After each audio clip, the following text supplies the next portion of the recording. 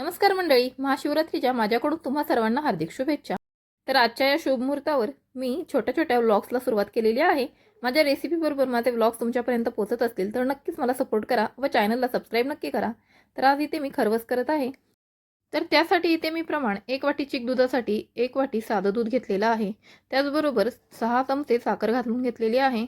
हे दूध मी उकळवून थंड करून घेतलेलं आहे। तुम्ही ते निरसं दूध वापरलं तरी चालणार आहे। आता हे आपण व्यवस्थित गाळून घेणार आहोत।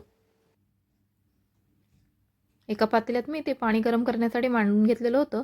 त्यात आता मी हा चिक साधारण 10 मिनिटं शिजवून घेणार आहे। चिक जास्त वेळ शिजवू नये, नाहीतर तो निबार लागतो।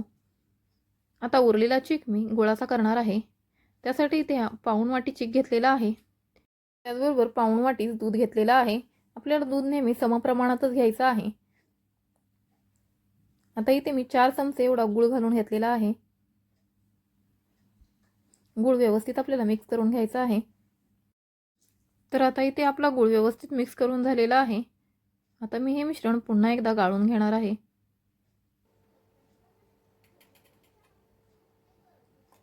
आता यात आपण थोडंसं जायफळ घालून घ्यायचं आहे। जायफळ किंवा केशर हे पूर्णपणे ऑप्शनल आहे। आवडत असेल तर घाला, नसेल आवडत तर नाही घातलं तरी चालणार आहे। ह्या बदल्यात तुम्ही इथे वेलची पावडर वापरली तरी चालणार आहे। तर इथे तुम्ही पाहू शकता 10 मिनिटात आपला खरवस व्यवस्थित तयार झालेला आहे। आता मी गुळाचा खरवस लावून घेतलेला आहे। तर इथे आपला गुळाचा खरवस तयार होत आहे। तोपर्यंत मी इथे बटाटा करून घेणार आहे। महाशिवरात्री म्हटलं की आज सगळ्यांनाच उपवास आहे, त्यामुळे घरात आता फराळाचेच पदार्थ दिवसभर होणार आहेत। तर इथे आपली व्यवस्थित मिरची परतून झालेली आहे। त्यातच चवीनुसार मीठ घालून घेणार आहे।